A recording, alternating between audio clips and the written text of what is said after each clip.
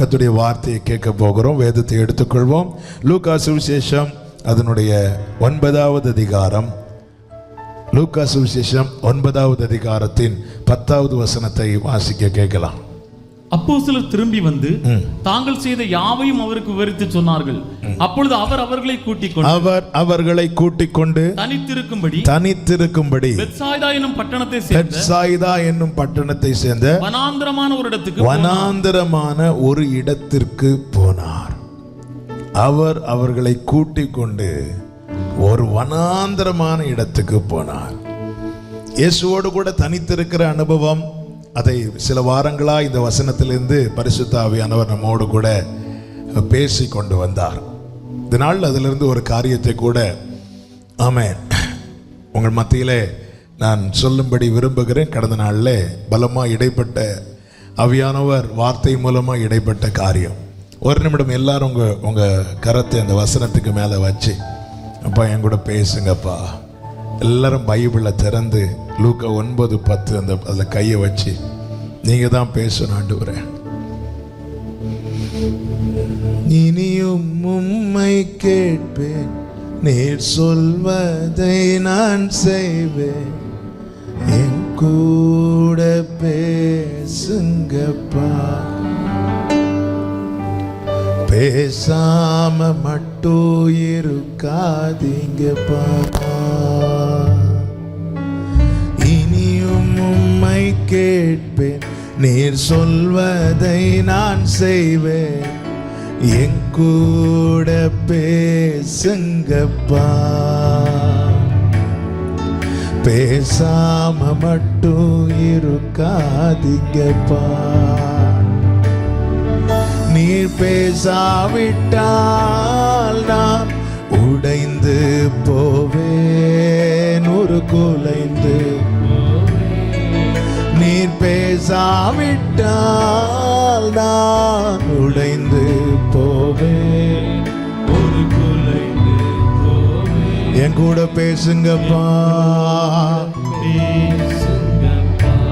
எல்லாரும் சொல்லுங்க, பேசாம மட்டும் இருக்காதீங்க, என் கூட பேசுங்கப்பா.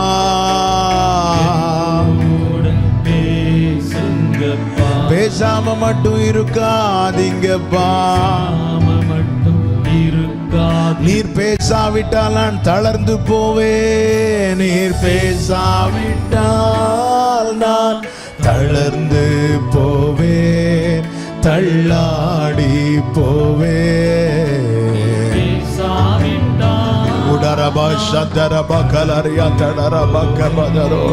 தள்ளாடி போவேன், என் கூட. ஆண்டவரே, விரும்பி கேட்கிற ஒவ்வொருவரோடு பேசுவீராக, உடைய வார்த்தை துணிக்கப்படுவீராக, நீர் வசனத்தின் மூலமா இடைப்படுவீராக, உடைய நாமத்துக்கு மகிமை வர பண்ணுவீராக.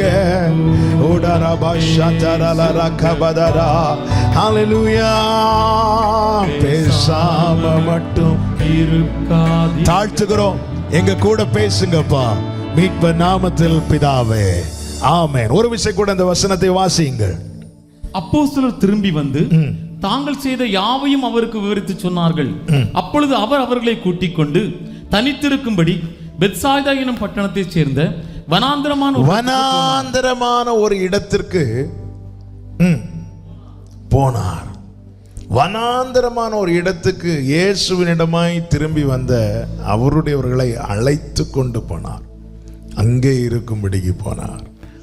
வனாந்தர அனுபவத்தை குறித்து வேதத்தில் ஆவிக்குரிய அர்த்தங்கள் அநேகம் சொல்லப்பட்டிருந்தாலும், ஆவிக்குரிய காரியங்கள் அநேகம் எழுதப்பட்டிருந்தாலும், கடந்த நாளிலே பரிசுத்த ஆவியானவர் இடைப்பட்ட ஒரு காரியத்தை முன்வைத்து அதிலிருந்து சில காரியங்களை உங்களோடு கூட பேச விரும்புகிறேன். என்ன வனாந்திரம்? அவர் வனாந்திரத்துக்கு அழைத்து கொண்டு போனார். வனாந்திரம் எதை காண்பிக்கிறது? ஆமென். அப்போஸ்தலர் 7வது அதிகாரம் அதனுடைய 38வது வசனம். சீனாய் மலையில் தன்னுடனே பேசின தூதனோடும் நம்முடைய பிதாக்களோடும் கூட வனாந்திரத்திலே சபைக்குள் இருந்தவனும் நமக்கு கொடுக்கும்படி ஜீவ வாக்கியங்களை பெற்றவனும் இவனே. வனாந்திரத்திலே சபை, வனாந்திரத்தில் இருந்தான் என்றல்ல, மோசே குறித்து சொல்லப்பட்டிருக்கிறது. அவன் வனாந்திரத்திலே சபைக்குள் இருந்தான். அப்போ வனாந்திரம் என்கிற காரியம் வேதத்தில் ஆவிக்குரிய அர்த்தங்கள் பல கொடுக்கப்பட்டாலும் இங்கே சொல்லப்பட்டிருக்கிறது சபை. சபை. இதைதான் பரிசுத்த ஆவியானவர் கடந்த நாட்களிலே இந்த வார்த்தையை கொண்டு இடைப்பட்டு ஆமென் விசேஷமா இந்த வாரத்தில் பேசும்படிக்கு அதிகமாய் ஆமென் வார்த்தைகளை கொண்டு பேசிக்கொண்டே இருந்தார். கர்த்தருடைய நாமத்திற்கு மகிமை உண்டாவதாக. வனாந்திரத்திலே அவர் அழைத்து கொண்டு போனார்.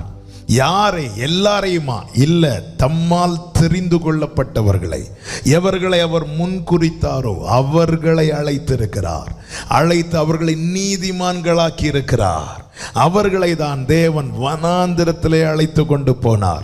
நமக்கு தெரியும், பழைய ஏற்பாட்டிலே எகிப்திலே இருந்த இஸ்ரவேல் ஜனங்கள் இரத்தத்தால் மீட்கப்பட்ட போது, ஆட்டுக்குட்டியின் இரத்தத்தால் மீட்கப்பட்டதோ அவர்களை எங்கே கொண்டு போகிறார்? வனாந்திரத்திலே கொண்டு போகிறார். இப்போ வனாந்திரத்தில் யாரை கொண்டு போகிறார்? இரத்தத்தினால் மீட்கப்பட்ட ஜனத்தை. புதிய ஏற்பாட்டிலே பார்க்கும்போது அப்போஸ்தலர் 2:47 சொல்லப்பட்டிருக்கிறது, ரட்சிக்கப்படுகிறவர்கள் கர்த்தர் அனுதினமும் சபையிலே சேர்த்து வந்தார். கைகளை உயர்த்தி ஆமென் சொல்லுங்க பார்க்கலாம். அப்ப தேவன் தான் இதை செய்தார். அப்ப வனாந்திரம் என்பது எதை காண்பிக்கிறது? கர்த்தருடைய சபை. இன்னும் சொல்ல வேண்டுமானால் மணவாட்டியாகிய சபை. நல்ல கவனிங்க.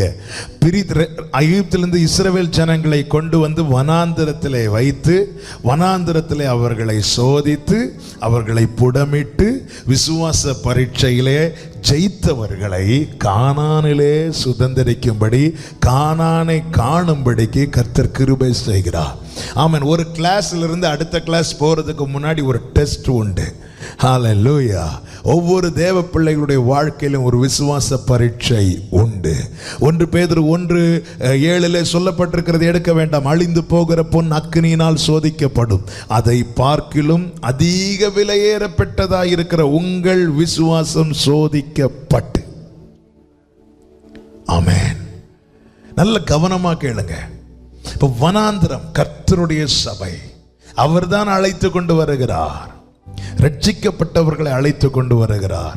அது மாத்திரமல்ல, உபாகமம் 2வது அதிகாரம் 1வது வசனத்தை வாசியுங்கள். உபாகமம் 2வது அதிகாரம் அதனுடைய 1வது வசனம். கர்த்தர் எனக்கு சொல்லியபடி நாம் திரும்பி சிவந்திர சமுத்திரத்திற்கு போகிற வழியாய் வனாந்திரத்திற்கு பிரயாணம் பண்ணி அநேக நாள் சேயீர் நாட்டை சுற்றி திரிந்தோம். சிவந்த சமுத்திரத்தினூடாய் வனாந்திரத்துக்கு கொண்டு போகிறார். இந்த சிவந்த சமுத்திரத்தின் அனுபவம் என்பது எதை காண்பிக்கிறது? 1 கொரிந்தியர் 10வது அதிகாரத்தின் 1-2 வசனங்கள் தெளிவாய் சொல்லப்பட்டிருக்கிறது. ஞான ஸ்நானத்தை காண்பிக்கிறது. ஆமென். விசுவாசம் உள்ளவனாகி ஞான ஸ்நானம் பெற்றவன் ரட்சிக்கப்படுவான். ஆமென். என கேட்கிற ஒவ்வொருவருக்கும் சொல்லுகிறேன், கர்த்தருடைய சபையிலே நாம் வந்து சேரவில்லை, அவரால் சேர்த்து கொள்ளப்பட்டோம். யாரை சேர்க்கிறார்? ரட்சிக்கப்பட்டவர்கள், ஞானஸ்நான உடன்படிக்கை எடுத்தவர்கள். இந்த வார்த்தையை கேட்கும் போதே, நான் பேசும்போதே, இன்னும் அந்த ரட்சிப்பின் அனுபவத்தை யாராகிலும் பெற்றுக்கொள்ளாமல் இருப்பீர்களானால், ரட்சிப்பின் அனுபவத்தை யாராகிலும் பெற்றுக்கொள்ளாமல் இருப்பீர்களானால், நீங்கள் இருக்கிற இடத்திலேயே இப்பொழுதே அல்லது இன்றைக்கு நீங்கள் தேவ சமூகத்திலே உங்களை விட்டு கொடுத்து, ஆமென், உங்கள் பாவங்களை அறிக்கை செய்து, உங்கள் பிள்ளைகளை உணர்ந்து உங்கள் பாவங்களை அறிக்கை செய்து, ஆண்டவராகிய இயேசு கிறிஸ்துவே நீர் என் ஆண்டவர், உம்முடைய இரத்தத்தினால் என்னை கழுவும் என்று சொல்லி உங்களை விட்டு கொடுக்கும் போது, வேதம் சொல்லுகிறது, தன் பாவங்களை மறைக்கிறவன் வாழ்வடைய மாட்டான், அவற்றை அறிக்கை செய்து விட்டு விடுகிறவன் இரக்கம் பெறுவான். அந்த இரக்கம் உங்களுக்கு கிடைக்கும். அதுதான் அவருடைய இரத்தம் உங்களுடைய சகல பாவங்களை நீக்கி உங்களை சுத்திகரிப்பதோடு மாத்திரமல்லாமல், பாவி என்ற அடையாளத்தை மாற்றி அப்பா பிதாவு என்று அழைக்கும் புத்திர ஸ்வீகாரத்தை அவர் உங்களுக்கு கொடுப்பார். ஆமென். ஒரு கிறிஸ்தவ குடும்பத்தில் பிறந்ததுனாலயோ, ஒரு பாஸ்டருடைய பிள்ளைய பிறந்ததுனாலயோ, அல்லது ஒரு பெந்தேகோஸ்தே குடும்பத்தில் பிறந்ததுலேருந்தே நான் அந்த சர்ச்சில் தான் வரேன், அதனால நான் ரட்சிக்கப்பட்டுட்டேன், நிச்சயமா கிடையாது. ரட்சிக்கப்பட்ட அனுபவம் என்பது முதலாவது தன் பிள்ளைகளை குறித்த உணர்வு உண்டாகும். பேதுரு இயேசுவின் பாதத்தில் நான் பாவி என்று பாதத்தில் விழுந்தானே, அந்த இளைய குமாரன் பன்றிகளை மேய்த்து கொண்டிருந்த போது தன் பிள்ளைகளை உணர்ந்தானே, அந்த உணர்வு நாம இதுவரை எனக்கு வந்ததே கிடையாதுன்னா நாம இன்னும் என்ன படல? ரட்சிக்கப்படல. ரட்சிப்பின் அனுபவம் தேவை. நான் வந்து பிறந்ததுலேருந்தே கிறிஸ்தவன், அல்லது நான் பக்கா பெண்டிகாஸ், நாங்கெல்லாம் ஃபுல் காஸ்பல், நான் பிறந்ததுலேருந்தே இப்படி, நான் பாஸ்டருக்கு பிள்ளை, அதனால ரட்சிக்க நிச்சயமா கிடையாது. ரட்சிப்பின் அனுபவம் உண்டாவதற்கு முன்னதாக இருதயம் குத்தப்படுவோம். நம் பிள்ளைகளை குறித்த உணர்வு உண்டாகும், பாவங்களை குறித்த உணர்வு உண்டாகும். அப்போஸ்தலர் 2வது அதிகாரத்திலே பேதுரு பிரசங்கித்த போது அதை கேட்ட ஜனங்கள், அவர்களெல்லாம் இஸ்ரவேலர், அநேக நாட்டினர் சுத்தி நிற்கிறாங்க, ஜனங்கள் இருக்கிறாங்க. கேட்ட கேள்வி என்ன தெரியுமா? ரட்சிக்கப்பட அவர்கள் இருதயத்தில் குத்துண்டவர்களாகி நாங்க என்ன பண்ணணும்? இந்த அனுபவம் தேவை. எனவேதான் நான் செய்திக்குள்ளே போவதற்கு முன்னாடி இது மிக மிக அவசியம். ஒருவன் மறுபடியும் பிறவாவிட்டால் தேவனுடைய ராஜ்யத்தை காண மாட்டான்ட்டார், அந்த ஏரியா பக்கமே வரமாட்டான்ட்டார். ஒருவன் மறுபடியும் பிறக்கிற அனுபவம் தேவை. அதுதான் ரட்சிக்கப்படுகிற கிறிஸ்துவுக்குள் அக்கிரமத்துக்கு பாவத்துக்கு மரித்து கிறிஸ்துவுடனே கூட உயிர்ப்பிக்கிற அந்த புது சிருஷ்டியாகிற அனுபவம். அதுக்கு தான் என்ன செய்யணும்? தன் பிழைகளை உணர்ந்து, தன் பாவங்களை உணர்ந்து தேவ சமூகத்தில் அறிக்கை செய்ததை விட்டுவிட வேண்டும். இனி எனக்கும் விக்கிரகத்துக்கும் என்னவென்று எப்ராயிம் சொல்லுவான், அவனுக்கு நான் பனியை போல இருப்பேன் என்று கர்த்தர் சொல்லுகிறார். வார்த்தைகளை கொண்டு கர்த்தரிடத்தில் திரும்புகிறவர்களை கர்த்தர் தமது இரத்தத்தினால் கழுவி அவர்களை சபையிலே கொண்டு வருகிறார், அல்லது வனாந்திரத்திலே கொண்டு வருகிறார். அது மாத்திரமல்ல, அவரோடு கூட உடன்படிக்கை செய்து அதை உறுதிப்படுத்த வேண்டும். இனி நான் எகிப்தியன் அல்ல, அவரோடு கூட உடன்படிக்கை செய்து அதை உறுதிப்படுத்த வேண்டும். அதுதான் ஞான ஸ்நானம். ஞான ஸ்நானம் என்பது, அதை நான் சின்ன வயசுல இருக்கும் போதே எங்க அப்பா அம்மா தூக்கிட்டு போய் தந்துட்டாங்க. அது ஞான ஸ்நானம் கிடையாது. ஞான ஸ்நானம் என்றாலே ஞானம் வந்த பிறகு எடுக்கிற ஸ்நானம். ஆண்டவராகிய இயேசு கிறிஸ்து தாமே நடந்து போனார். யோசேப்போ மரியாளோ அவரை கொண்டு வரவில்லை யோவான் கையினாலே ஞான ஸ்நானம் பெறுவதற்கு. குழந்தையை பிரதிஷ்டை பண்ணுவதற்கு ஆலயத்துக்கு கொண்டு வந்தார்கள். சிமியோன் வாங்கி பிரதிஷ்டை பண்ணி தேவனை ஸ்தோத்தரித்தான். அது அல்ல ஞான ஸ்நானம். ஞான ஸ்நானம் என்பது நாமா முன்வந்து எடுக்கிறது, நான் எடுக்கிற தீர்மானம், நான் அவரோடு கூட உடன்படிக்கை செய்கிறேன். அப்படிப்பட்டவர்களை தேவன் வனாந்திரத்திலே கொண்டு அதன் பிறகுதான் நடத்தவே ஆரம்பிக்கிறார். அதன் பிறகுதான் பரலோக இனி வரும் பலன்களையே ஜனங்கள் ருசிக்க ஆரம்பிக்கிறார்கள். என கேட்கிற ஒவ்வொருவருக்கும் சொல்லுகிற, இன்னும் ஞானஸ்நானம் எடுக்காம யாராவது இருப்பீங்க அப்படின்னா, ஞானஸ்நானம் என்பது ஒரு குறிப்பிட்ட ஒரு சபையினுடைய ஒழுங்கோ அல்லது ஒரு ஸ்தாபனத்துடைய ஒழுங்கோ கிடையாது. ஞானஸ்நானம் என்பது ஆண்டவராக இயேசு கிறிஸ்து சிலுவையில் அடிக்கப்பட்டு மரித்து உயிர்த்து எடுத்துக்கொள்ளப்படுவதற்கு முன்னே சீஷர்களிடத்தில் செய்யும்படி சொன்ன காரியம். என்ன சொன்னார்? நீங்கள் போய் எல்லாரையும் சீஷராக்குங்கள், சீஷராக்கு அவர்களுக்கு ஞான ஸ்நானம் கொடுங்கள். அப்போ சுவிசேஷத்தை அறிவித்து கிறிஸ்துவுக்குள்ள கொண்டு வாங்க, எல்லாரையும் கொண்டு வாங்க, எல்லாரும் ரட்சிப்புக்குள்ள நடத்தி அதன் பிறகு ஞான ஸ்நானம் கொடுங்கள். கொடுத்துட்டு விட சொன்னாரா? இல்ல. அடுத்து என்ன செய்கிறார்? நான் உங்களுக்கு செய்யும்படி சொன்ன கட்டளைகள் யாவையும் அவர்கள் செய்யும்படிக்கு அவர்களுக்கு உபதேசம் பண்ணுங்கள். அதற்கு தான் தேவன் சபையிலே கொண்டு வருகிறார். ஞான ஸ்நானம் மிக மிக அவசியம். கிறிஸ்துவை பற்றி நல்மனசாட்சியின் உடன்படிக்கை. இன்னும் ஆண்டவர் என்ன சொன்னார்? மறுபடியும் பிறவாவிட்டால் தேவனுடைய ராஜ்யத்தை பார்க்கவே மாட்டான்டார். ஜலத்தினாலும் ஆவியினாலும் பிறவாவிட்டால் தேவனுடைய ராஜ்யத்தில் பிரவேசிக்க மாட்டான் என்று மெய்யாகவே மெய்யாகவே உங்களுக்கு சொல்லுகிறேன். இயேசு கிறிஸ்து அவரே நடந்து போய் ஞானஸ்நானம் எடுக்கிறார். இந்த அடிச்சுவடை வைத்து விட்டு போகிறார். இந்த சத்தியத்தை அறிந்து கொள்ள வேண்டும், இதை புரிந்து கொள்ள வேண்டும். அப்ப இப்படிப்பட்டவர்களை கர்த்தர் என்ன செய்கிறார்? வனாந்திரத்திலே கொண்டு வருகிறார், அல்லது சபையிலே சேர்க்கிறார். இனி கவனிங்க, வனாந்திரத்தில் யாரை கொண்டு வருகிறார் என்று சொன்னேன், சபையில யாரை கொண்டு வருகிறார் என்று சொன்னேன். கொண்டு வந்து கர்த்தர் என்ன செய்கிறார்? வனாந்திரத்திலே கொண்டு வந்து கர்த்தர் செய்கிற ஒரு 5 காரியத்தை வேகமாய் எந்த காரியத்தை வலியுறுத்தி பேச ஆவியானவர் ஏவுகிறாரோ அந்த பாயிண்டை மட்டும் கொஞ்சம் டீட்டெயிலாக பேசிட்டு மற்ற காரியங்கள் எல்லாம் நான் சொல்லி செபிக்க விரும்புகிறேன். முதலாவது, வனாந்திரத்தில் கொண்டு வந்து அல்லது சபையிலே கொண்டு வந்து என்ன செய்ய வைக்கிறார்? ஓசியா 2வது அதிகாரம் 14-15 வசனங்கள். ஆயினும் இதோ நான் அவளுக்கு நயம் காட்டி அவளை வனாந்திரத்தில் அழைத்து கொண்டு போய் அவளுடைய பட்சமாய் பேசி அவ்விடத்திலிருந்து அவளுக்கு அவளுடைய திராட்சை தோட்டங்களையும் நம்பிக்கையின் வாசலாக ஆகோரின் பள்ளத்தாக்கையும் கொடுப்பேன். அப்பொழுது அவள் அங்கே தன் இளவயதின் நாட்களிலும் தான் எகிப்து தேசத்திலிருந்து வந்த நாளிலும் பாடினது போல் பாடுவாள். கைகளை உயர்த்தி ஹல்லேலூயா. வனாந்திரத்தில் அழைத்து கொண்டு வந்து கர்த்தர் என்ன செய்ய வைக்கிறார் தெரியுமா? பாட வைக்கிறார். ஆமென் சொல்லுங்க. வைக்கிறார், பாட்டு பாட வைக்கிறார். என்ன பாட்டாம்? எப்படிப்பட்ட பாட்டாம்? அவள் எகிப்திலிருந்து புறப்பட்ட நாளில், எகிப்து தேசத்திலிருந்து வந்த நாளில் பாடினது போல பாடுவார்கள். எகிப்திலிருந்து இஸ்ரவேலர்கள் வந்தபோது என்ன பாட்டு பாடினார்கள்? யாத்திராகமம் 15வது அதிகாரத்தில் நீங்கள் எடுத்தீர்களானால் தெரியும். அதில் ராஜாவின் வெற்றியை பாடுவார்கள். அதில் 1வது வசனத்தை வாசியுங்கள். 15:1. அப்பொழுது மோசேயும் இஸ்ரவேல் புத்திரரும் கர்த்தரை புகழ்ந்து பாடின பாட்டு, கர்த்தரை பாடுவேன், கர்த்தரை பாடுவேன், அவர் மகிமையாய் வெற்றி சிறந்தார். கைகளை உயர்த்தி ஆமென் சொல்லுங்க பார்க்கலாம். அவருடைய ஜெயத்தை பாடினார்கள், அவருடைய மகத்துவத்தை பாடினார்கள், அவருடைய வல்லமையை பாடினார்கள், அவருடைய கிருபையை பாடினார்கள், அவர் நடத்தி வந்ததை பாடினார்கள், அவருடைய பரிசுத்தத்தை பாடினார்கள். சபையே, மீட்கப்பட்டவர்களை, ரட்சிக்கப்பட்டவர்களை சபையிலே கூடி வர செய்து என்ன செய்ய வைக்கிறார்? பாட வைக்கிறார். தாவீது சொல்லுகிறார், 40வது சங்கீதம் 2-3 வசனங்கள்.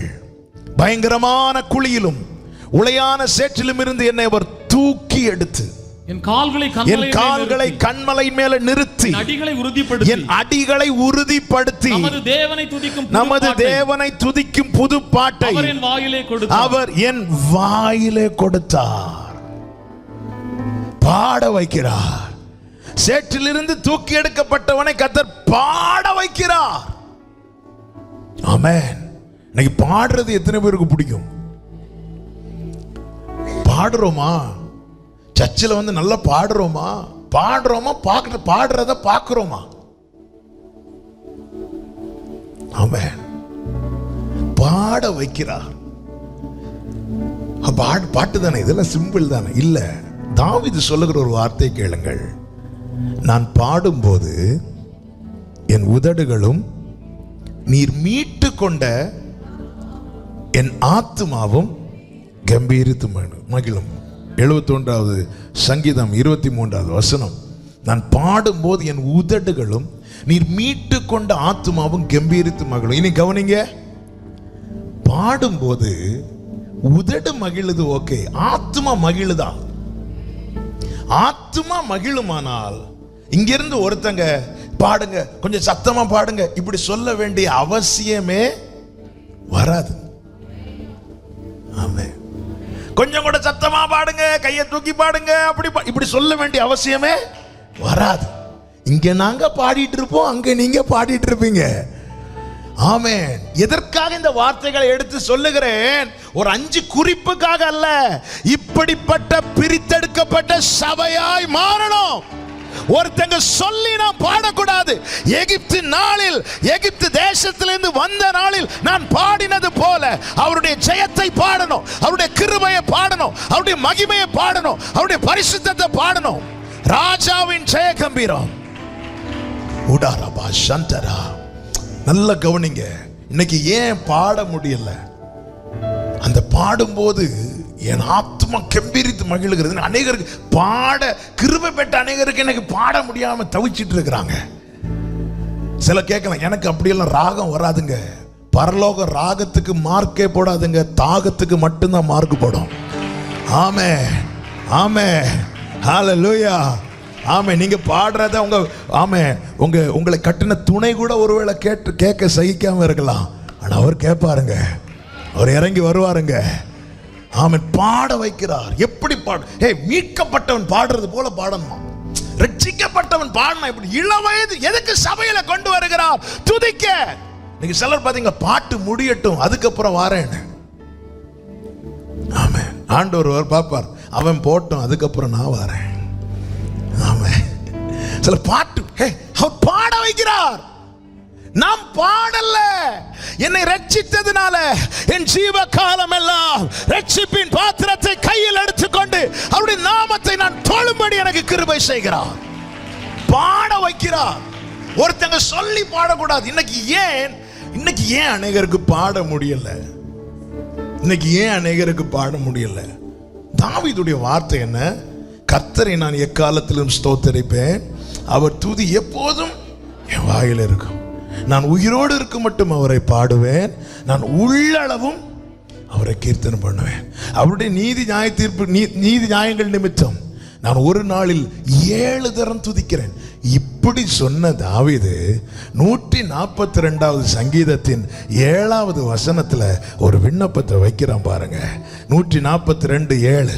உமது நாமத்தை நான் துதிக்கும்படிக்கு என் ஆத்துமாவை காவலுக்கு நீங்களாக்கி விடுவோம். அப்போ நல்ல கவனிங்க, அது தாவீதா இருந்தாலும் சரிதான், தூதனா இருந்தாலும் சரிதான், நானா இருந்தாலும் சரிதான், யாரா இருந்தாலும் சரிதான், உள்ள கட்டு இருந்தா பாட முடியாது.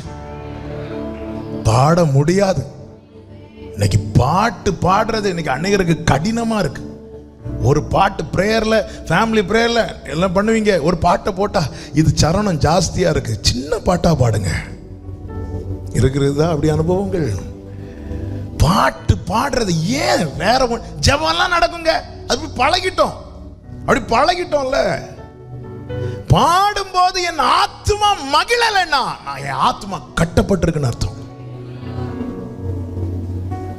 நான் தான் ஒருக்க ரட்சிக்கப்பட்டுட்டேன்ல. தாவீதுடைய வார்த்தை இது. எதுக்கு இது எழுதப்பட்டிருக்கிறது? நான் உள்ளளவும் துதிப்பேன் என்று சொல்லுகிறவன் ஒரு சூழலில் சோர்ந்து போன போது சவுல் விடாப்பிடியா துரத்திட்டு இருக்கிறான். ஒரு கட்டம் வரைக்கும் 3வது சங்கீதத்துல ஓடி ஓடி துதிக்கிறான். ஆனா 142ல சொல்லிட்டான், எனக்கு துதிக்கவே முடியல ஆண்டவரே. அப்பதான் புரிந்து கொண்டேன், ஆத்மா கட்டப்பட்டிருக்கு, எனக்கு இதுல இருந்து ஒரு விடுதலை தாங்க. எதுக்கு இந்த செய்தி? நீ துதிக்க முடியல, நீ கட்டப்பட்டிருக்கன்னு சொல்றதுக்கல்ல, கட்டப்பட்ட நிலையிலிருந்து வெளியே வா. நான் பாடும்போது என் உதடுகளும் நீர் மீட்டு கொண்ட ஆத்மாவும் கம்பீரித்து மகிழ்வதாக. இந்த அனுபவம் வேணுங்க. ஆமா, நல்ல கவனிங்க. நீங்க பாடின எஃபெக்ட், நீங்க துதிக்கணும்.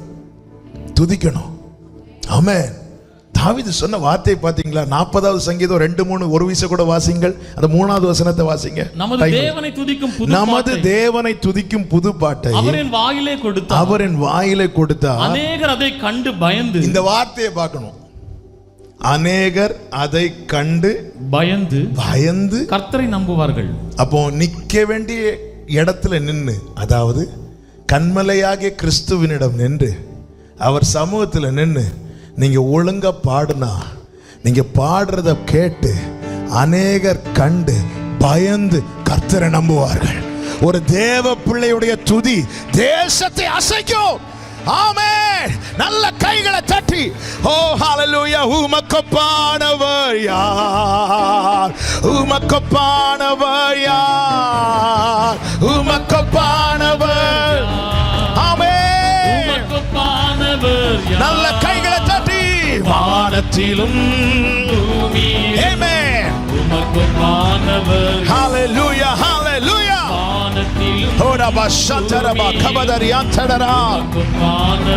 சொல்லுங்க, உமக்கொப்பானவர், உமக்கொப்பானவர். சேற்றிலிருந்து தூக்கி எடுத்து கண்மலையாக கிறிஸ்துவினிடத்தில் நிறுத்தினது. நீ பாடணும், நீ தேவனை துதிக்கணும். ஆமென். வானத்திலும் பூமியிலும் உமக்கொப்பானவர். glory, glory. வானத்திலும் ஹalleluya. இன்னைக்கு உங்களை சூழ்ந்து இருக்கிறவங்களால நீங்க பயப்படுறீங்களா, இல்ல உங்களால அவங்க பயந்து இருக்கிறாங்களா? கர்த்தரை பாடணுங்க, துதிக்கணும், ஆராதிக்கணும். அதே 40வது சங்கீதத்துல தாவீது சொல்லுகிற இன்னொரு வார்த்தையை கேளுங்க. 16வது வசனம். உம்மை தேடுகிற அனைவரும் உமக்குள் மகிழ்ந்து சந்தோஷப்படுவார்களாக. அடுத்து, உம்முடைய ரட்சிப்பை விரும்புகிறவர்கள். இந்த வார்த்தை கவனிக்கணும். உம்முடைய ரட்சிப்பை விரும்புகிறவர்கள் கர்த்தருக்கு மகிமை உண்டாவதாக என்று எப்பொழுதும் சொல்வார்களாக. ஆமென். உம்முடைய ரட்சிப்பை விரும்புகிறவர்கள். ரட்சிப்பின் அனுபவம் என்பது 3 நிலை இருக்கிறது. ரட்சிக்கப்பட்ட, ரட்சிக்கப்படுகிற, ரட்சிக்கப்பட போகிற. ரட்சிக்கப்பட்ட அனுபவம் அது கிருபையாய் தேவன் நமக்கு தந்தது. இது அவருடைய ஈவு. நம்ம ரட்சிக்கப்பட்டோம். ரட்சிக்கப்படுகிற அனுபவம் என்பது கன்மலையாக கிறிஸ்துவில் நிலைத்திருக்கிறது. என்னில் நிலைத்திருங்கள் ஆண்டவர் சொல்ல ரீசன் அதுதான். அதனாலதான் கர்த்தர் சபையிலே கொண்டு வருகிறார். ரட்சிக்கப்பட போகிற அனுபவம் என்பது ஆண்டவராக இயேசு கிறிஸ்து எல்லா ஜனங்களையும் பார்த்து சொல்லாமல் தம்மால் தெரிந்து கொள்ளப்பட்டவர்களை பார்த்து சொன்னார், முடிவு பரியந்தம் நிலை நிற்பவன் ரட்சிக்கப்படுவான். அதுதான் கடைசி நாட்கள், கடைசி நாளிலே அவரோடு கூட எடுத்துக்கொள்ளப்படுகிற அனுபவம். இந்த அனுபவத்தை சுதந்தரிக்க விரும்புகிறவன் என்ன செய்வானாம்? கர்த்தருக்கு மகிமை உண்டாவதாக என்று எப்பொழுதும் சொல்லிக் கொண்டிருப்பானா. வாரத்துக்கு ஒரு நாள், மாசத்துக்கு ஒரு நாள், பர்த்டே வரும்போது, குட் ஃப்ரைடே வரும்போது, கிறிஸ்மஸ் வரும்போது, நியூ இயர் வரும்போது அல்ல, எப்பொழுதும் எப்பொழுதும் சொல்லிக்கொண்டே இருப்பார்கள். வேதம் சொல்லுகிறது, யோவேல் 2 கடைசி, அப்பொழுது அவருடைய நாமத்தை தொழுது கொள்ளுகிறவன் எவனும் ரட்சிக்கப்படுவார், ரட்சிக்கப்படுவார். நல்ல கவனிங்க, ஆண்டவருடைய மகிமையை சொல்றதுக்காகவே, நம்ம ஈஸியா சொல்லணுங்கிறதுக்காகவே வேதம் நமக்கு அருமையான ஒரு வார்த்தையை கற்றுக் கொடுத்திருக்கிறது. அதுதான் ஸ்தோத்திரம். ஸ்தோத்திரம். கர்த்தருக்கு மகிமை உண்டாவதாக என்று தேவனுடைய ரட்சிப்பை விரும்புகிறவர்கள் எப்பொழுதும் சொல்லுவார்களாம். ஸ்தோத்திர பலியிடுகிறவன் கர்த்தரை மகிமைப்படுத்துகிறான். வாயில எப்பவுமே ஸ்தோத்திரம் இருக்குதா? ஹல்லேலூயா. இந்த கனம் அவருடைய பரிசுத்தவான்கள் யாவருக்கும் உண்டாகும். 149 சங்கீதத்தில் இருக்குல்ல, அந்த பரிசுத்தவான்களுக்கு உடைய கனம் என்ன தெரியுமா? வாயில எக்காலம், கையில பட்டயம். எப்பவும் ஸ்தோத்திரம் சொல்லுங்க, எல்லாவற்றிலையும் ஸ்தோத்திரம் சொல்லுங்க. நம்ம பாடணுமே, எல்லா தோல்விகளுக்கும் நன்றி, ஸ்தோத்திரம். ஜெயிச்சா மட்டும் ஸ்தோத்திரம் இல்ல, தோத்ததுக்கும் ஸ்தோத்திரம் சொல்லுங்க. எல்லாவற்றுக்கும் ஸ்தோத்திரம் சொல்லுகிறவர்கள் யார்? ரட்சிப்பை விரும்புகிறவர்கள். கடந்த வெள்ளிக்கிழமை ஃபாஸ்டிங் பிரேயர்ல கூட ஒரு சாட்சியை வந்தவங்க கேட்டிருப்பீங்க நான் நம்புறேன். ஒரு சகோதரியை குறித்து பிரதர் பிரேயர் நடத்தும் போது சொன்னாங்க, உடுக்கிறதுக்கு இன்னொரு மாட்டு வஸ்திரம் கூட இல்லாமல் இருந்தார்கள். ஆனால் அந்த நாட்களில் அந்த சகோதரியை ஆண்டவர் துதிக்க வைத்தாராம். எப்பவுமே ஸ்தோத்திரம், ஸ்தோத்திரம், ஸ்தோத்திரம், ஸ்தோத்திரம், ஸ்தோத்திரம், ஸ்தோத்திரம். எல்லாம் ஒரு உடுக்கிறது, அடுத்த ட்ரெஸ் இல்ல, மாட்டு வஸ்திரம் இல்ல. அப்படிப்பட்ட சகோதரி தேவனை துதித்தார்கள். ஆண்டவர் என்ன சொல்றார்? வனாந்திரத்தில் கொண்டு வந்து பாட வச்சுட்டு நான் வேடிக்கை பார்க்க மாட்டேன், அவ்விடத்தில் அவளுக்கு வேண்டியதை கொடுப்பேன், கொடுப்பேன். அந்த பட்டணத்திலே ஒரு பெரிய தொழிலதிபராக கர்த்தர் அந்த சகோதரியை மாற்றி விட்டார்கள். இன்னைக்கு ஸ்தோத்திரம் இருக்குதா? பாடுகிற பாடல் இருக்குதா? பிரித்தெடுக்கப்பட்ட சபை, நன்றியுள்ள சபை, அது பாடுகிற சபை, தேவனை பாடுகிற சபை. பாடாத சபை எல்லாம் தேவனை பாடுபடுத்துகிற சபை. பாட்டு முடியட்டும், 2 பாட்டு முடியட்டும். சிலர் பார்த்திருக்கீங்களா, பாட்டு நடக்கும் போதுதான் ரொம்ப தத்திரமா வசனம் படிச்சிட்டு இருப்பாங்க. ஹல்லேலூயா. அப்புறம் மெசேஜ் டைம்ல 3வது வானத்துக்கு போயிடுவாங்க. ஆமென். பாட கொண்டு வர, என்ன கொண்டு வந்து பாட வைக்கிறான். ஆமென். ஹல்லேலூயா. ரட்சணிய பாடல்கள் நம்மை சூழ்ந்து கொள்ளவில்லை என்றாலே நாம் இன்னும் சரியா ரட்சிக்கப்படல. இன்னும் கட்டு இருக்கு. பாட முடியுதா? பெற்றோர் உங்க பிள்ளைங்க ஒழுங்கா பாடுறாங்களா பாருங்க, நல்ல கைத்தட்டி பாடுறாங்களா பாருங்க. இல்லைன்னா அந்த கட்டு உடைய ஜெபம் பண்ணுங்க. சும்மா கெமிஸ்ட்ரியில மார்க் வேணும், பிசிக்ஸ்ல மார்க் வேணும், மேத்ஸ்ல மார்க் வேணும், இதுக்காக மட்டும் நீங்க வாசிங்க இருந்துட்டு உள்ள கட்டு, ஆத்துமா கட்டுல இருக்கு. ஒவ்வொருவருக்கும் பாட முடியுதா? இன்னைக்கு நீங்களே உங்களை கேளுங்க, ஒழுங்கா பாட முடியுதா? தாவீதுக்கு துள்ளி குதித்து பாட முடிந்தது, மீகாலுக்கு அது முடியல. ஹல்லேலூயா. கேட்டா சொல், நாங்கெல்லாம் ஸ்டாண்டர்ட், நாங்க இப்படிதான் கை தட்டுவோம். இது கடையில் ஒரு கொசு மாட்டினவரை சாகாது, அங்க எக்கால சத்தம். ஹல்லேலூயா. சிலர் அடிக்கிற அடியில பயந்து ரேகை அழிஞ்சிருமோன்னு பயம். ஏன்னா ஆயுள் ரேகெல்லாம் இதுக்குள்ளதான் இருக்கும். உங்களுக்கு ரேகை அழிஞ்சிட்டுனா நாளைக்கு எப்படி போய் கை காட்டுறது? ஆமென். ஹல்லேலூயா. ஆண்டவர் சொன்னார், என்ன முழு இருதயத்தோட ஆராதிக்கணும். கொடுத்த பெஸ்டா கொடுங்க, கொடுக்காதீங்க. ஆராதிக்க தூதர்கள் இருக்கிறாங்க, பரிசுத்தவான்கள் இருக்கிறாங்க. அது நடுவுல உங்களை கொண்டு வந்தது. நீ பாடணும், நீ துதிக்கணும். நல்ல கையில தட்டி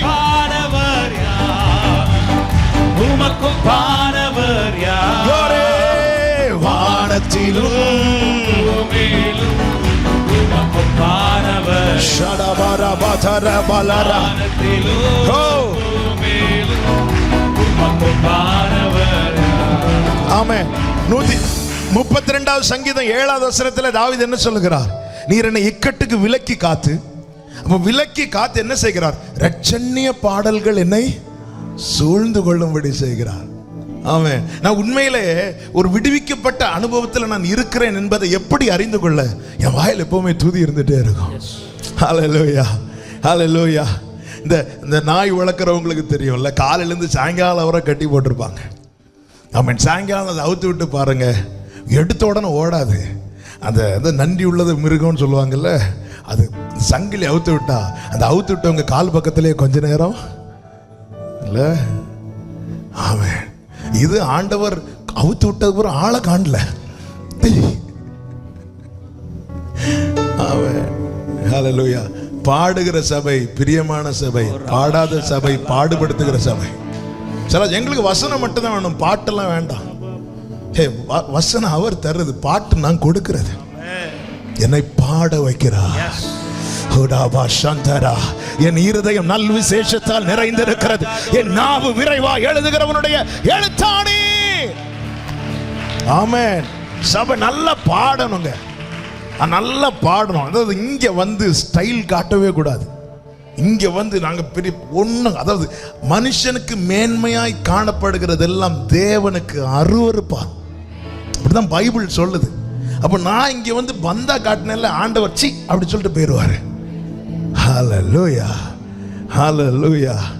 அதான் நான் அடிக்கடி சொல்றேன், பல முறைங்க சொல்லியிருக்கிறேன். கோடி முனைங்க ஒரு இடத்துல ஒரு மீட்டிங் அடிக்கடி போவேன். ஆமென். அங்க போகும்போது பார்த்தா அங்க நல்ல கைத்தட்டி ஆராதிப்பாங்க. அதுல ஒரே ஒரு கைத்தட்டு சவுண்டு கொஞ்சம் வித்தியாசமா கேட்கும். நான் மேடையில இருந்து அப்படி முதல் முறை அங்க போகும்போது, யார் அப்படி வித்தியாசமா கை தட்டுறா, கொஞ்சம் தாளம் மாதிரி கேட்கும். யார் இது இப்படி கை தட்டுறான்னு பார்த்தா, அது பார்த்ததும் எனக்கு வெட்கம் உண்டாகிட்டு. ஏன்னா நான் அடுத்த மெசேஜுக்கு ரெடி ஆகிட்டு இருக்கிறேன். அப்படி ரெடி ஆகிட்டு அப்போதான் வந்து அப்படி ப்ரேயர் பண்ணிட்டு அப்படி இருந்து ரெடி ஆகிட்டு இருக்கிறேன். வெட்கம் உண்டாயிட்டு என் கண்களில் கண்ணீர் வந்தது. ஒரு வயதானவர் அந்த ஓரத்தில் உட்கார்ந்திருந்தார். அவருக்கு இதுக்கு கீழே கை கிடையாது. இந்த இவ்வளவுதாங்க கை, இதுக்கு கீழே கிடையாது. இதை வச்சு இந்த கையில அடி அடின்னு போட்டு அடிக்கிறார். ஏன்னா அவருக்கு கை தட்டி பாடணுமா. அடிக்க அடிக்க அவருக்கு வலியில கண்ணுல இருந்து கண்ணீர் வேற வருது. எப்படி வலிக்குங்க இந்த கை, இந்த கை ஏதோ ஒரு கை இவ்வளவுதான் உண்டு. இப்படி ஓங்கி ஓங்கி அடிக்கிறார். பாட்டு எல்லாரும் கை தட்டுறாங்க, இவருக்கு இந்த தாளத்துக்கு தட்டவும் முடியல, ஆனாலும் அடிக்கிறார். எனக்கு ஷேம் ஆயிட்டு, எனக்கு வெட்கம் உண்டாயிட்டு. நான் உடனே எல்லாத்தையும் மாற்றி வச்சுட்டு நான் எழுப்பி கைத்தட்டி, எனக்கு இன்னைக்கும் அந்த காட்சி கண்ணு முன்னாடி நிற்குது. ஏங்க 10 நரம்பு வீணைய தந்தது அவன். ஹல்லேலூயா. கைத்தட்டி ஆராதிக்கணுங்க. ஆண்டவர் அதை சொல்லி இருக்கிறார். ஆமென். ஒரே ஒரு சரணத்தை உங்க முழு பலத்தோடு இப்ப கைத்தட்ட போறீங்க. ஆண்டவரை மகிமைப்படுத்த கனப்படுத்த விரும்புறவங்க பாடுவீங்களா? செங்கடலை நீர் பிளந்து உந்தன் ஜனங்களை நடத்தி வந்தீர். செங்கடலை நீர் பிளந்து உந்தன் ஜனங்களை நடத்தி சென்றீர். நீ நல்லவர், சர்வ வல்லவர், என்றும் வாக்கு மாறாதவர். நீ நல்லவர், சர்வ வல்லவர், ஷரபதடரா. உமக்கொப்பானவர் யார்? உமக்கொப்பானவர் யார்? உமக்கொப்பானவர் யார்? உடரபா சந்தரபா ரகடரா. உமக்கொப்பானவர் யார்? ஜீசஸ். உமக்கொப்பானவர் யார்? ஆமென். வானத்திலும் பூமியிலும் உமக்கொப்பானவர் யார்? வானத்திலும் பூமியிலும் உமக்கொப்பானவர். ஆமென், ஆமென்.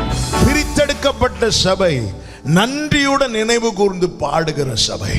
நேரம் அதிகம் போகிறதுனால அடுத்த வார்த்தைக்குள்ளே செல்ல விரும்புகிறேன். இரண்டாவது, கர்த்தர் வனாந்திரத்திலே கொண்டு வந்து, சபையிலே கொண்டு வந்து செய்விக்கிற இரண்டாவது காரியம் என்ன? யாத்திராகமம் 4வது அதிகாரம் அதனுடைய 27வது வசனம். கர்த்தர் ஆரோனை நோக்கி, நீ வனாந்திரத்தில் மோசேக்கு எதிர்கொண்டு போ என்றார். அவன் போய் தேவ பர்வதத்தில் அவனை சந்தித்து அவனை முத்தம் செய்தான். ஆமென். பரிசுத்த ஐக்கியம் உண்டாக செய்கிறார். வனாந்திரத்தில் கொண்டு வந்து ஐக்கியம் உண்டாக பண்ணுகிறார். ஒரு சபையில தேவன் கொண்டு வந்தது பாடுவதற்காக மட்டும் கிடையாது, சபையோடு ஐக்கியம். ஆரோனும் மோசையும் சகோதரர்களாக இருந்தாலும் 40 வருடம் பிரிந்திருந்தார்கள். தேவ பர்வதத்திலே மோசையை கொண்டு வருகிறார். அதே தேவ பர்வதத்தில் ஆரோனை வரவழைக்கிறார். நீ வனாந்திரத்தில் கொண்டு போய் எதிர்கொண்டு போய் என்ன செய்யணுமா? அவனை சந்திக்கணும். 2 பேரும் ஒருவருக்கு ஒருவர் சந்தித்த போது ஒருவன் அங்கேயும் இன்னொருவன் இங்கேயும் பார்த்து திரும்பாமல் இருவரும் கட்டி அணைத்து முத்தமிட்டு ஐக்கியத்தை பலப்படுத்தினார்கள். சபையே எதற்காக சபையிலே கொண்டு வருகிறார்? கிறிஸ்தவர்கள் ஆகிவிட்டோம், ஏதாவது ஒரு சர்ச்சில் மெம்பரா இருக்கணும். ஆமே, நீங்க மெம்பரா இருக்கிறதுக்கோ பிளம்பரா இருக்கிறதுக்கோ கொண்டு வரல. சபையிலே விசுவாசிகளோடு பரிசுத்தவான்களோடு ஐக்கியமா இருப்பதற்கு தேவன் உங்களை அழைத்து கொண்டு வந்தார். நான் பல முறை சொல்லுகிற வார்த்தை, ஒரு முறையாவது நீங்க ஆராதனை முடிவதற்குள்ள உங்க ரைட்ல லெஃப்ட்ல இருக்கிறவங்களை திரும்பி பார்க்கணும். சிலர் பாருங்க, நான் யார்கிட்டையும் பேச மாட்டேன், என்கிட்ட யாரும் பேசக்கூடாது, நான் என் பாட்டுக்கு வருவேன், ஆராதனை முடிப்பேன், போவேன். இல்லை, மோசே கிட்ட வெளிப்பட்டவர் ஆரோன்ட்ட சொல்றார், போய் அவனை சந்திக்கணும். இவர்கள் அன்பை பரிமாறினார்கள், ஐக்கியப்பட்டார்கள், பலப்பட்டார்கள்.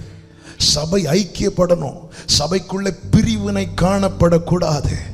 வனாந்திரத்திலே சபைக்குள் இருக்கிறவன் பிரிவினை இல்லாமல் இருப்பான். பிரித்தெடுக்கப்பட்ட சபை பிரிவினை இல்லாத சபை.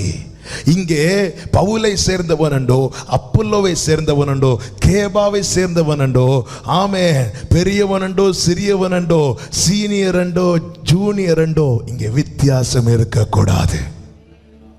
ஆரோனே மோசை விட நீ பெரிய ஆளு தான், எல்லாம் ரைட்டு தான், ஆனா வந்து ஐக்கியப்படணும், பலப்படணும். நல்ல கவனிங்க, ஆரோனுக்கும் மோசைக்கும் இருக்கிற ஐக்கியம் வளர்ந்த போது எகிப்து நடுங்கினது. எகிப்தில் லட்சக்கணக்கான ஜனத்துக்கு ஒரு விடுதலை உண்டானது.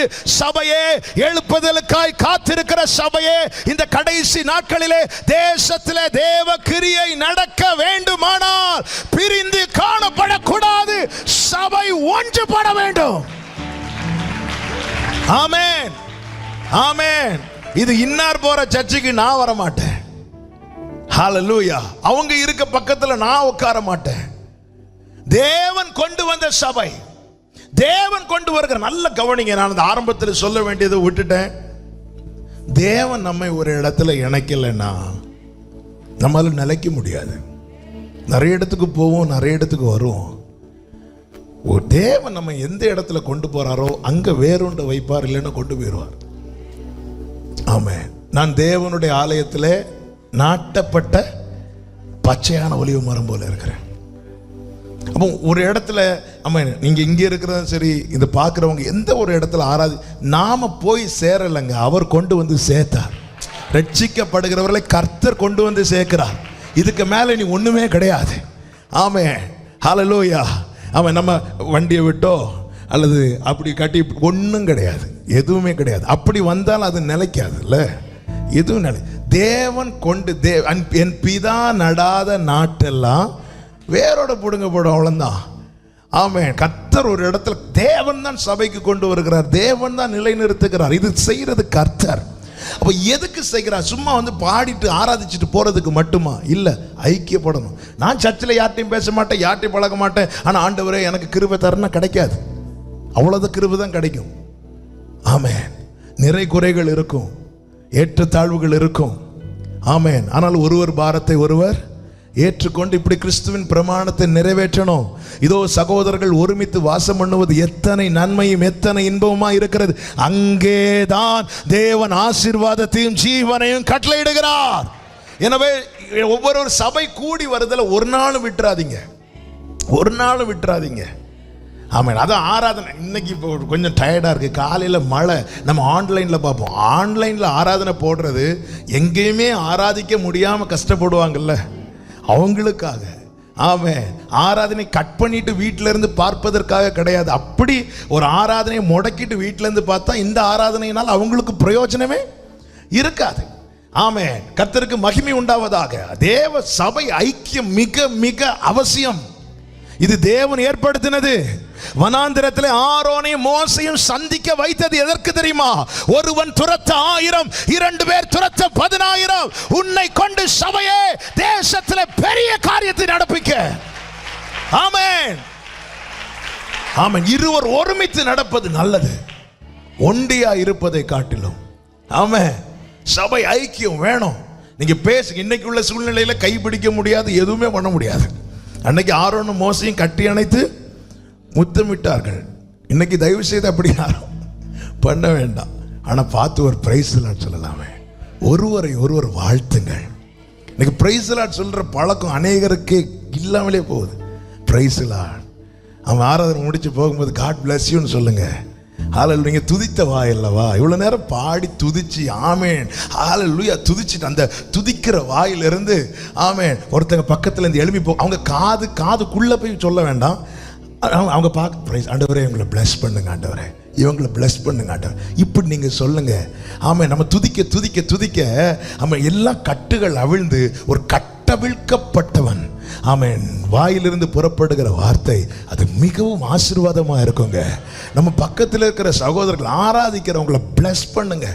இது நல்லா துதிச்சு ஆராதிச்சுட்டு ஆமென் போட்டு எழுமனதும் போறத பாரு, அதோட முடிஞ்சு. அந்த ஒரு வாரம் அவங்களுக்கு என்ன பாடுபாட போறாங்களோ. ஆமென், அப்படி அல்ல. ஆமென், அவங்களை பிளஸ் பண்ணுங்க, அவங்களை ஆசீர்வதிங்க.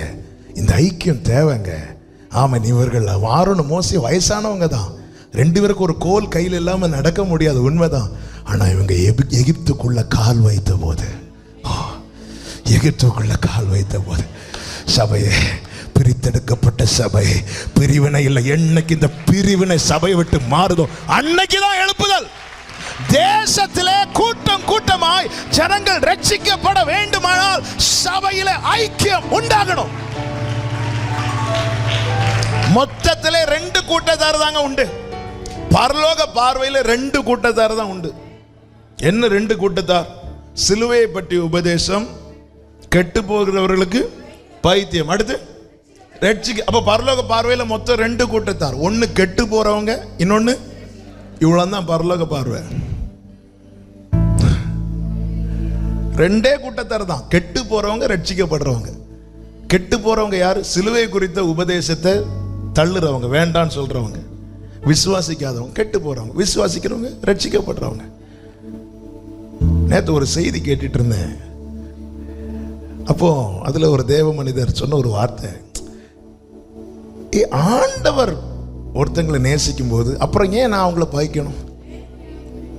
ஆமென், ஹல்லேலூயா.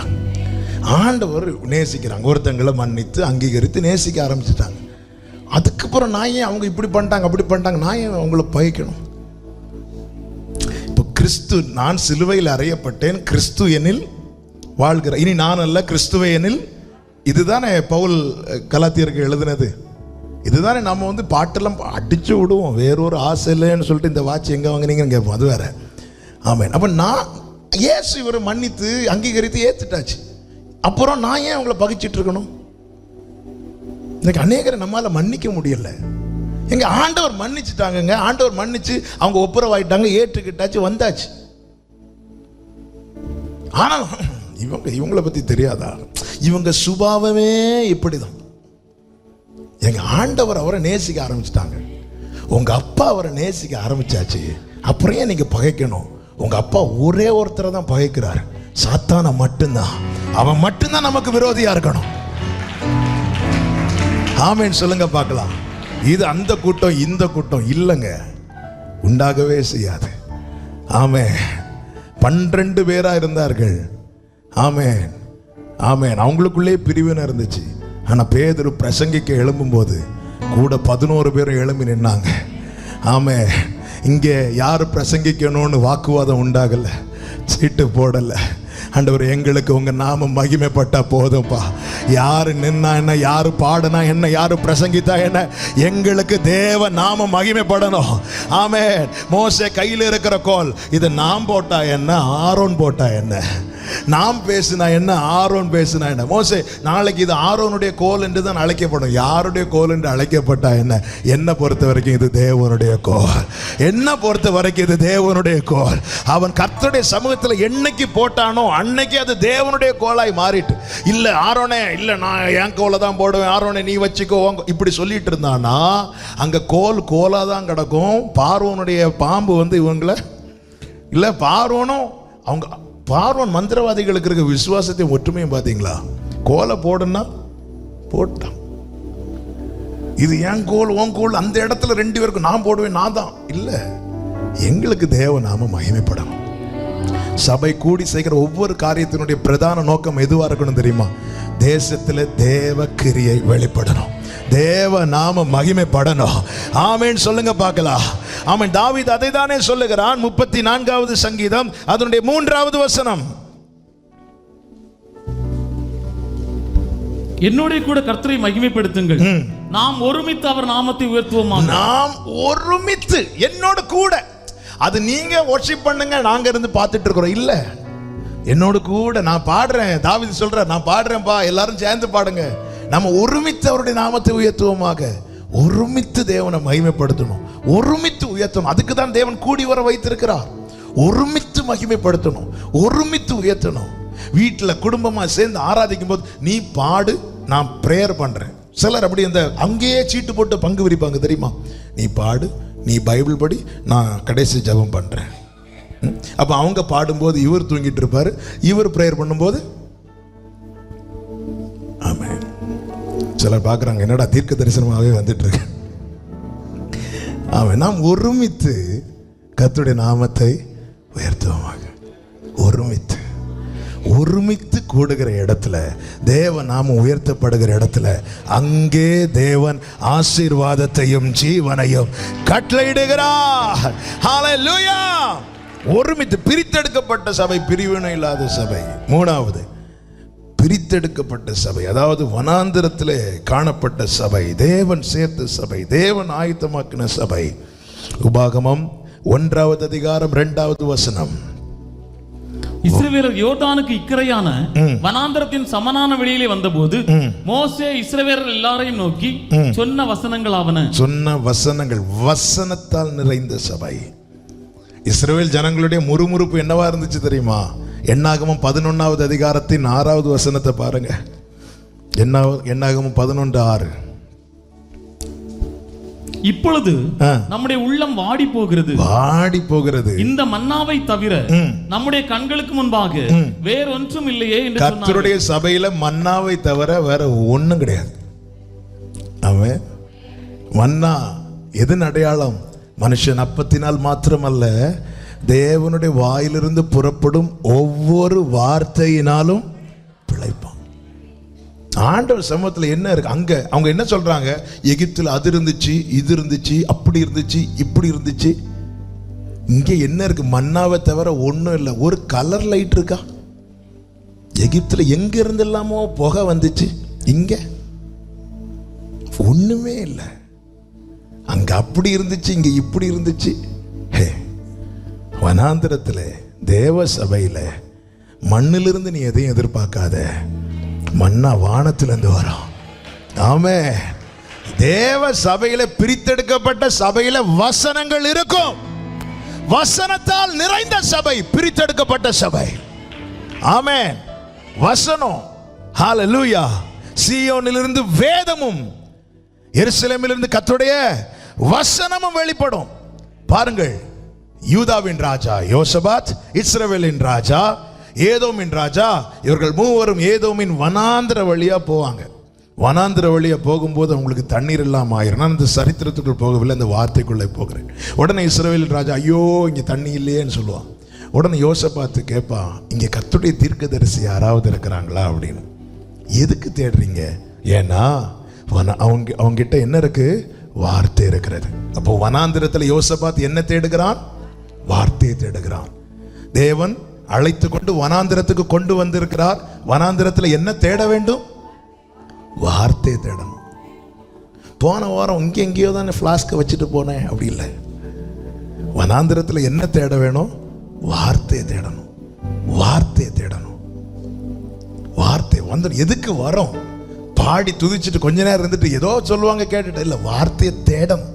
யோசபாத்து தேடுறான். ஆண்டவர் 1 hour நீங்க பேச போறீங்க, எல்லாம் என் கூட தான் பேச போறீங்க, ஆனா எனக்குன்னு ஒரு ரேமா இதுக்குள்ள வச்சிருப்பீங்க ஆண்டவரே. தேடணும், அது கிடைக்கிறது வர தேடணும். ஆமென், ஹல்லேலூயா. பாடுனா மட்டும் போதாதுங்க, தேடணும். பாடவும் தேடவும் தான் வனாந்திரத்துக்கு கொண்டு வருகிறார். ஹல்லேலூயா. கொண்டு வந்தவரை பாடணும், கொண்டு வந்தவரிடத்தில் உள்ளதை தேடணும். பாடவும் தேடவும் தான் கொண்டு வந்திருக்கிறார். யோசேப்பா தேடினான். அவன் யூதாவின் ராஜா. இந்த ஜனத்தை நான் எனக்கென்று ஏற்படுத்தினேன், இவர்கள் என் துதியை சொல்லி வருவார்கள். சொல்லி துதிச்சு துதியை சொல்லி வந்தவன் இப்போ வார்த்தையை தேடுறான். சபையில வார்த்தையை தேடணும். என்னோடு பேசாம நான் இங்கிருந்து எழும்பவும் கூடாது, என்னோடு பேசாம இந்த கூட்டம் முடியவும் கூடாது. அப்படி இருக்கணும். ஆமென்.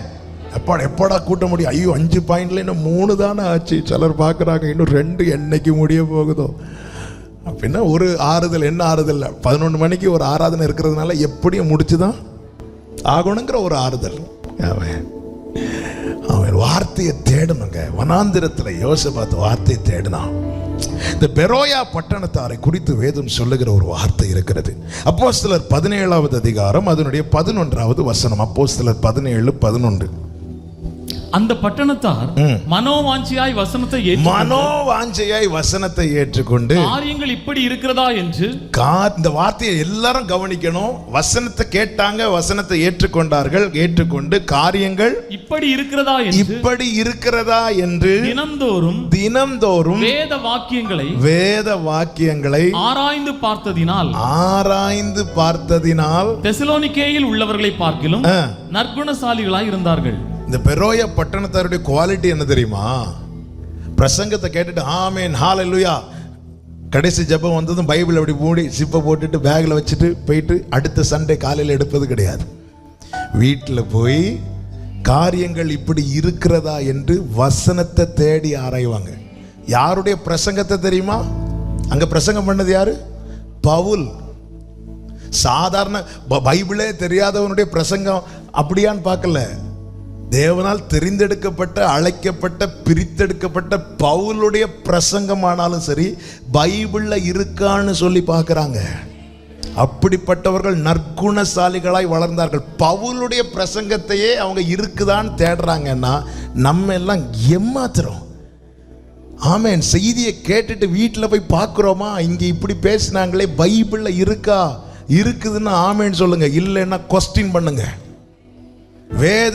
வேதத்துல இல்லாத காரியங்கள் யார் பேசினாலும் நீங்க அக்செப்ட் பண்ணக்கூடாது. அப்படி அக்செப்ட் பண்ணிட்டீங்கன்னா நீங்க வஞ்சிக்கப்படுறீங்கன்னு அர்த்தம். பைபிள் இல்ல, ஆனா எங்க பாஸ்டர் பேசினா கரெக்டா தான் இருக்கும்னா அதோட போச்சு உங்க ஆத்மா. பைபிள் இருக்கா? பவுல் எப்படிப்பட்டவர்? எத்தனை நிருபங்களை எழுதினவர், எத்தனை சபைகளை ஸ்தாபித்தவர். அப்படிப்பட்டவருடைய பிரசங்கத்துக்கு கூட உடனே ஆமீன் போட்டுட்டு அவர் சொன்னா கரெக்டா தான் இருக்கும்ல. பைபிள்ல இருக்கா? இவர் சொல்றது கரெக்டா? பார்க்கறாங்க. பார்க்கணும். இதுதான் பிரித்தெடுக்கப்பட்ட சபையினுடைய குவாலிட்டி. இங்க போனா கரெக்டா தான் இருக்கும், இங்க போனா சத்தியம் தான், எல்லாம் சத்தியம் தான். சத்தியம் தாங்க, ஆனா இருக்கான்னு பார்த்துட்டு ஆமென் சொல்லுங்க. பாருங்க, பைபிள்ல டெய்லி பாருங்க. நோட்ஸ் எடுக்கிறோம், எடுத்துட்டு வீட்டில் போய் ஆராயணும். இருக்குதா? இப்படிதான் இருக்குதா? பார்க்கணும். ஆமென். அப்படி பார்க்க என்ன ஆயிட்டு தெரியுமா? அவர்கள் நற்குணசாலிகளாய் மாறினார்கள். வசனத்தை அறியாம, வசனத்தினுடைய வல்லமை நமக்கு தெரியாம ஆயிட்டோம்னா எப்படி மாறிடுவோம் தெரியுமா? மார்க் 12வது அதிகாரம் அதனுடைய 24வது வசனத்தை வாசியுங்கள். மார்க் 12:24.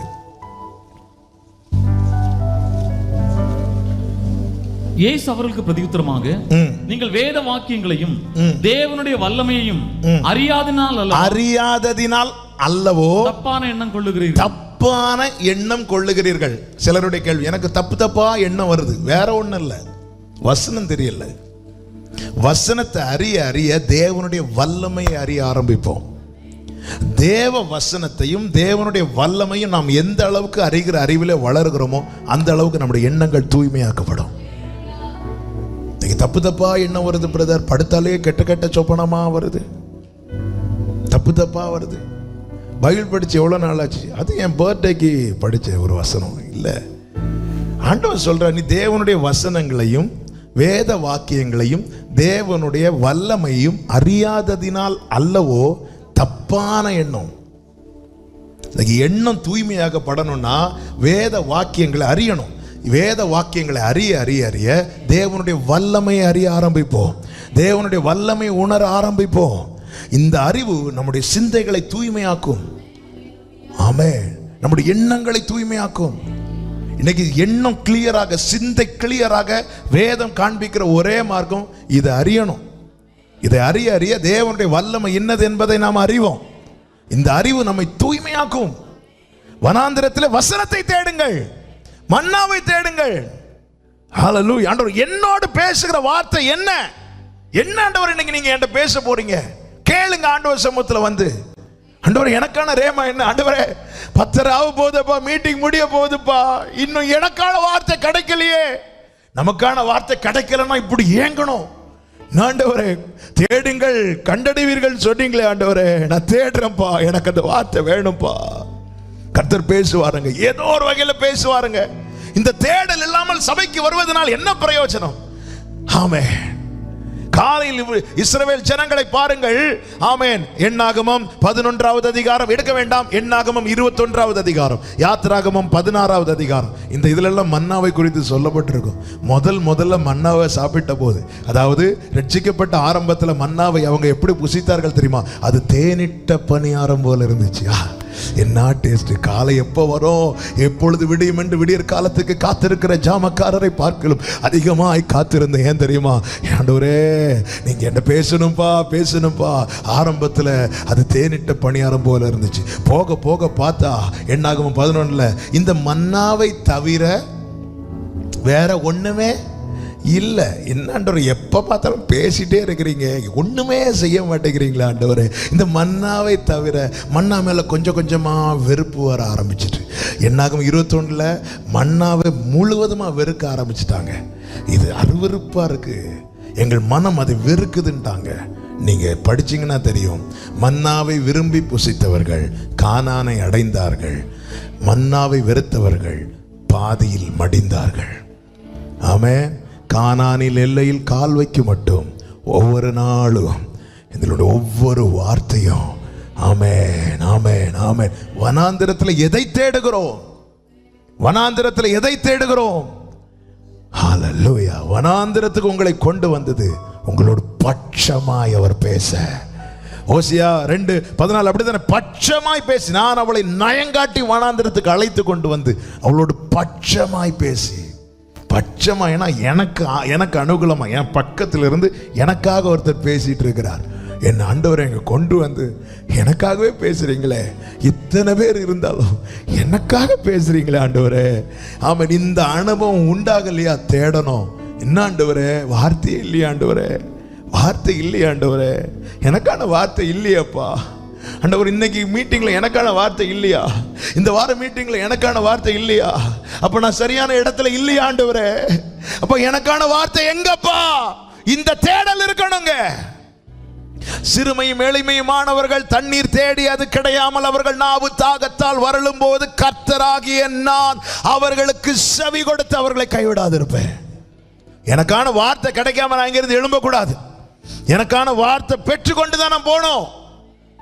ஆமென். நான் தேடும் போது எனக்கு தண்ணீர் கிடைக்கலையா? என்னோட மேக்சிமம் நான் தேடுறேன், எனக்கு தண்ணீர் கிடைக்கல. ஆனா ஆண்டவர் சொல்றார், இனி நான் நடத்துறேன், தண்ணீர் உள்ள இடத்துல நான் நடத்துறேன். ஆண்டவர் கொண்டு போவாருங்க. ஆமா, மேய்ச்சல் உள்ள இடங்களில் ஆடுகள் நிறைந்திருக்கிறது. எப்படி இந்த ஆடுகள் நிறைந்திருக்கிறது? பிரதான மேய்ப்பர் கொண்டு போகிறார். ஆமென். ஹல்லேலூயா. நேரம் அதிகம் போகிறது. ஆமென். வனாந்திரம் பிரித்தெடுக்கப்பட்ட சபை, வசனத்தால் நிறைந்த சபை. சபையில வசனம் இருக்கணும், பாட்டு இருக்கணும், ஐக்கியம் இருக்கணும், வசனம் இருக்கணும். 4வது, ஆமென், தேவனுடைய கிரியைகள் வெளிப்படணும். ஆமென். உபாகமம் 29வது அதிகாரம் 3 முதல் 5 வரை உள்ள வசனங்களும், அப்போஸ்தலர் 7வது அதிகாரத்தின் 36வது வசனம். உபாகமம் 29 3 5 வசனங்களை வாசியுங்கள். உபாகமம் 20 கர்த்தர் செய்த பெரிய சோதனைகளையும் பெரிய அடையாளங்களையும் அற்புதங்களையும் கண்ணார கண்டீர்களே. கர்த்தராகிய நான் உங்கள் தேவன் என்று நீங்கள் அறிந்து கொள்ளும்படிக்கு 40 வருஷம் உங்களை வனாந்தரத்தில் நடத்தினேன். வனாந்தரத்திலே நடத்தி அற்புத அடையாளங்களை காண்பிக்கிறார்.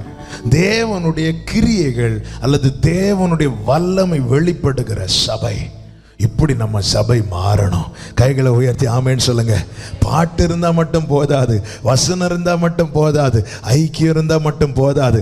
அன்று நடந்த கிரியைகள் இன்று நடக்கணும். ஆண்டவரே, அப்பா, வெள்ளியும் பொன்னும் என்னிடத்தில் இல்லை, நசரேயனாகிய இயேசுவின் நாமத்திலே எழுந்து நட என்று சொன்னபோது அந்த முடவன் துள்ளி குதித்தது போல எங்கள் சபையிலே, எங்கள் சபைகளிலே நடக்க வேண்டும். ஆண்டவரே, பிரித்தெடுக்கப்பட்ட சபையிலே தேவ வல்லமை வெளிப்படும். தேவ வல்லமை, அதுக்காக ஜெபிக்கணும். இதற்காக இந்த வார்த்தைகள் தெரியுமா? மார்க் போடுறதுக்கோ அல்லது பாயிண்ட் எடுப்பதற்கோ அல்லங்க. இதுக்காக ஜெபிக்கணும், ஜெபிக்கணும். ஆண்டவர் எசேக்கியேல் 36வது அதிகாரத்திலே செய்ய போகிற ஆமென் அற்புதமான காரியங்கள் எல்லாம் சொல்லிவிட்டு சொன்ன அடுத்த வார்த்தை என்ன? எசேக்கியேல் 36 37 வாசியுங்கள். 36வது அதிகாரத்தின் 36 37 வசனங்கள். கர்த்தராகிய நான் நிர்மூலமானவைகளை கட்டுகிறேன் என்றும் பாழானதை பயிர்நிலமாக்குகிறேன் என்றும் உங்களை சுற்றிலும் உள்ள மீதியான ஜாதிகள் அறிந்து கொள்வார்கள். கர்த்தராகிய நான் இதை சொன்னேன், இதை செய்வேன். ஓகே, சொல்லிட்டு ஆண்டவர் சொல்லுகிற அடுத்த காரியம் 37. கர்த்தராகிய ஆண்டவர் சொல்லுகிற, கர்த்தராகிய, இது எல்லாரும் கேளுங்க. ஆண்டவர் நமக்கு ஒரு வார்த்தையை தந்து வாக்குத்தத்தத்தை தந்துட்டு சொல்ற, நான் இதை சொன்னேன், இதை செய்வேன் சொல்லிட்டு நம்ம கிட்ட ஒரு காரியத்தை செய்ய சொல்லுகிறார். அதுதான் 37வது வசனம். கர்த்தராகிய ஆண்டவர் சொல்லுகிறது என்னவென்றால், இஸ்ரவேல் வம்சத்தாருக்காக நான் இதை அனுக்கிரகம் செய்ய, நான் யாருக்கு இதை சொன்னேனோ அதை நான் அவர்களுக்கு அனுக்கிரகம் செய்யும்படி அவர்கள் என்னிடத்தில் விண்ணப்பம் பண்ண வேண்டும். மெடிடேஷன்ல வார்த்தையை கேட்டிருப்பீங்க, செய்தியில வார்த்தையை கேட்டிருப்பீங்க. நான் யாருக்கு இதை சொன்னேனோ அவர்களுக்கு இதை அனுக்கிரகம் செய்யும்படி அவர்கள் எசேக்கியேலை கொண்டு பேசிட்டார். எசேக்கியேலை கொண்டு தீர்க்க தரிசனம் உரைச்சிட்டார். என்ன உரைச்சார்? நிர்மூலமானவைகளை கட்டுவேன், பாழானதை பயிர் நிலமாக்குவேன். கர்த்தராகி நான் இதை சொன்னேன், இதை செய்வேன் சொல்லிட்டு எசேக்கியேலுக்கு வேலை இங்க முடிஞ்சிச்சு. இனி அதை சுதந்திரிக்கிறவங்களுக்கு வேலை இருக்கு. என்ன தெரியுமா? அவர்கள் என்னிடத்துல விண்ணப்பம் பண்ணணும். ஹல்லேலூயா. நம்ம பிரச்சனை என்னன்னா, எல்லாமே பாஸ்டர் தான் பண்ணணும், உபவாசிக்கதும் அவங்க தான் பண்ணணும், பைபிளை சரியா படிக்கணும். எசேக்கியேலுக்கு வேலை என்ன? எசேக்கியேல் வேலை எசேக்கியேல் செய்யணும். சுதந்திரிக்கிறவங்களுக்குன்னு ஒரு வேலை இருக்கு. இதை நான் அவர்களுக்கு அனுக்கிரகம் பண்ண அவர்கள் என்னிடத்துல விண்ணப்பம் பண்ணணும். வார்த்தையை தந்துட்டார்ல, இனி வார்த்தையை வச்சு கேட்கணும். ஆண்டவரே, இந்த வார்த்தை எனக்கு அனுக்கிரகம் பண்ணுவீராக, இந்த வார்த்தையை நான் சுதந்திரிக்கும்படி செய்வீராக. செய்யறோமா? இத கேட்கணும் ஆண்டவர்கிட்ட. அப்படிதான். அப்படி செய்யும் போது ஆண்டவர் சொல்லுகிறார், மந்தை பெருகிறது போல அவர்களில் மனிதர்களை பெருக பண்ணுவேன். கைகளை உயர்த்தி ஆண்டவருக்கு மகிமை. அப்போ தேவ வாக்குத்தத்தம், அதை தான் நான் இதோட சேர்த்து சொல்ல விரும்புகிறேன். அப்போ பிரித்தெடுக்கப்பட்ட சபையிலே, வனாந்தரத்தில் இருந்த சபையிலே தேவனுடைய வல்லமை வெளிப்பட்டது. ஆகாய் தீர்க்கதரிசியை கொண்டு தேவன் வாக்கு தந்திருக்கிறாரே சபையே, முந்தின ஆலயத்தின் மகிமையை பார்க்கிலும் பிந்தின ஆலயத்தின் மகிமை பெரிதா இருக்கும்னு எத்தனை பேர் விரும்புறீங்க? அதை பார்த்துட்டு தான் நாம் ஆண்டவரே அதை பார்க்கணும்ப்பா, இங்க அதை பார்க்கணும் ஆண்டவரே. ஆமென். இதை ஆன்லைன்ல பார்க்கிற ஒவ்வொருவரும் உங்க சபையில் அதை பார்க்கணும்னு கேளுங்க. என் சபையில் அதை பார்க்கணும்ப்பா. வசனம் பேசிட்டு இருக்கும் போதே பரிசுத்த ஆவியினால நிரப்பப்பட்ட அனுபவம் வேணும்ப்பா. பவுல் வசனம் பேசிட்டு இருக்கும் போதே அவன் ஒரு முடவன் கேட்டுக்கொண்டிருக்கிறான். அவனுக்குள்ள இருக்கிற விசுவாசத்தை கண்டு சொல்லுகிறான், எழுந்து நட என்று. இப்படிப்பட்ட கிரியைகள் இயேசுவின் நாமத்திலே உண்டாவதாக. ஆமென் சொல்லுங்க. முதல்ல நம்ம நம்பணும். ஆமென், ஆமென். சபையிலே, பிரித்தெடுக்கப்பட்ட சபையில தேவனுடைய வல்லமையான கிரியைகள் நடக்கிறது. நான் விசுவாசிக்கிறேன். காலங்கள் மாறினது, எல்லாம் மாறினது, அவருடைய வல்லமை குறையவில்லை. அவருடைய உயிர்த்தெழுதலின் மகிமை மாறவில்லை. நம்முடைய கண்கள் காண தேவன் பெரிய ஒரு அசைவை அந்த அப்போஸ்தல நாட்களில் நடந்தது போல இந்த நாட்களிலே நடப்பிக்க போகிறார். நம்புறவங்க மாத்திரம் ஆர்ப்பரிப்போடு ஆமென் முடவன் துள்ளி குதிக்க போகிறார். ஆமென் ஆமென். Glory. Hallelujah. Thank you Father. Thank you Jesus. ஐந்தாவதாக அவர்கள் செய்த அடுத்த காரியம் என்ன? எண்ணாகமம் 9வது அதிகாரம் அதனுடைய 5வது வசனம். அதனால் 1 மாதம் 14ஆம் தேதி அந்தி நேரமான வேளையில் சீனாய் வனாந்தரத்தில் பஸ்காவை ஆசரித்தார்கள். வனாந்தரத்திலே செய்விக்க பண்ணின அடுத்த காரியம் கர்த்தருடைய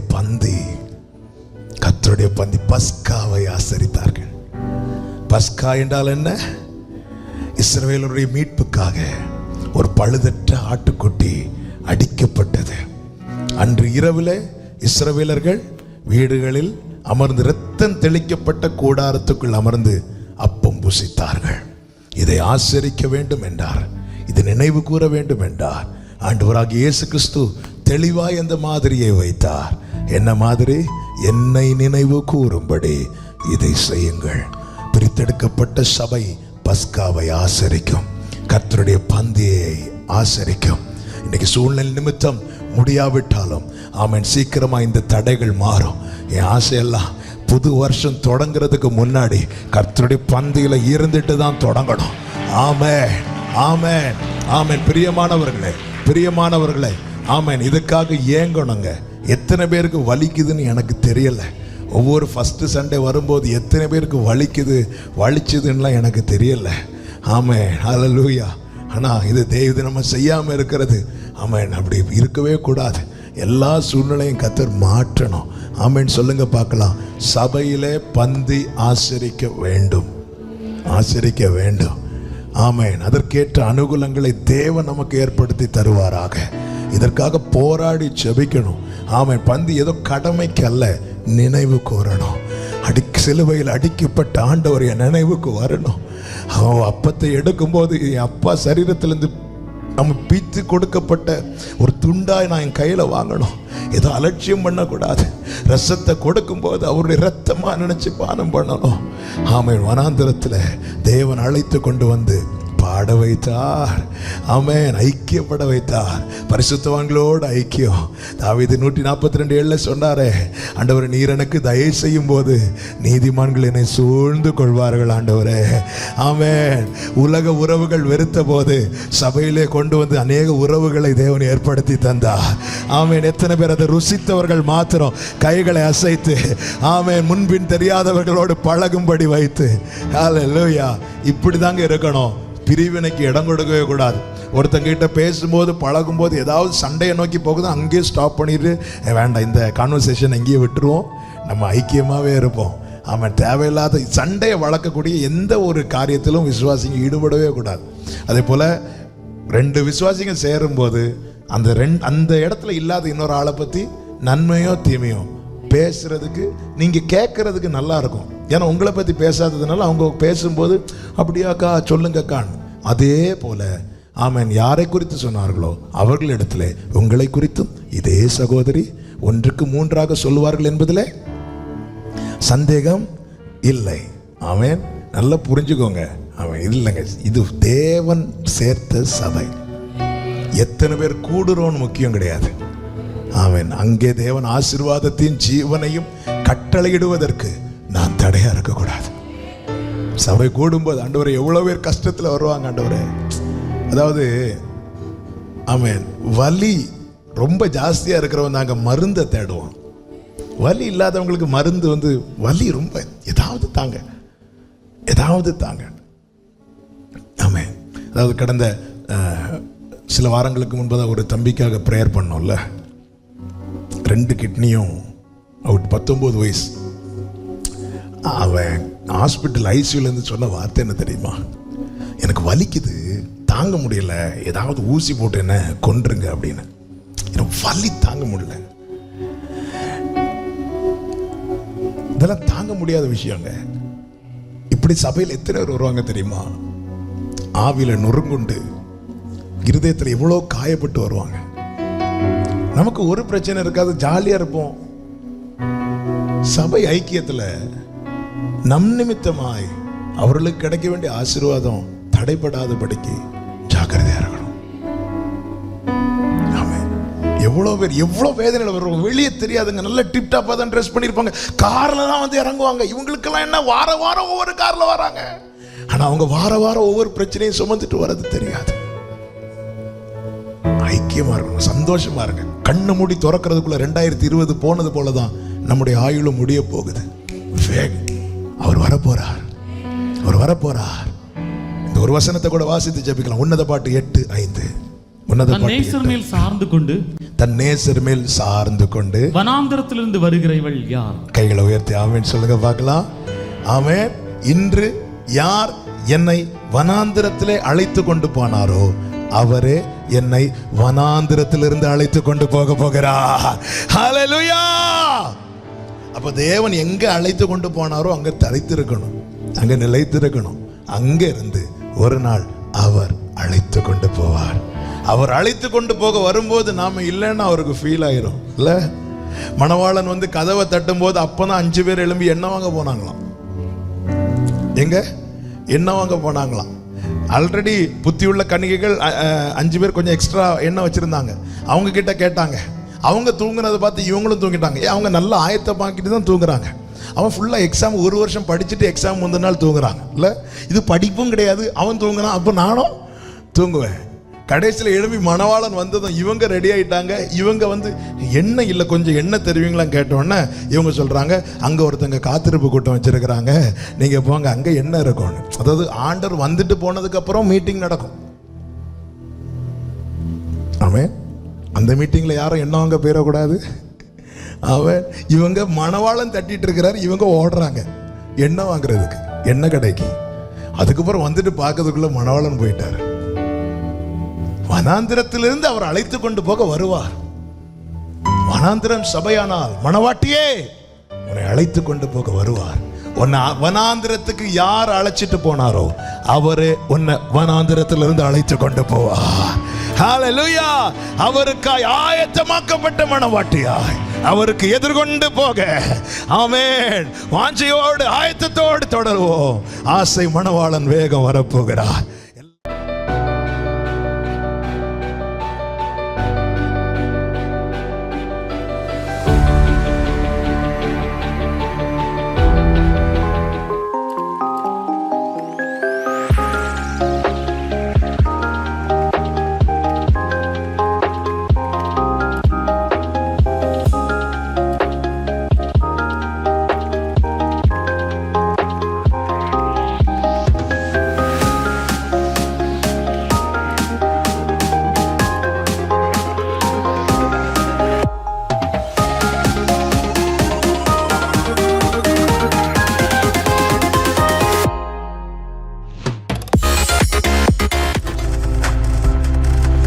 நீங்கள் பார்த்துக் கொண்டிருப்பது உங்கள் ஜாய் டிவி. உங்கள் துக்கம் சந்தோஷமாய் மாறும்.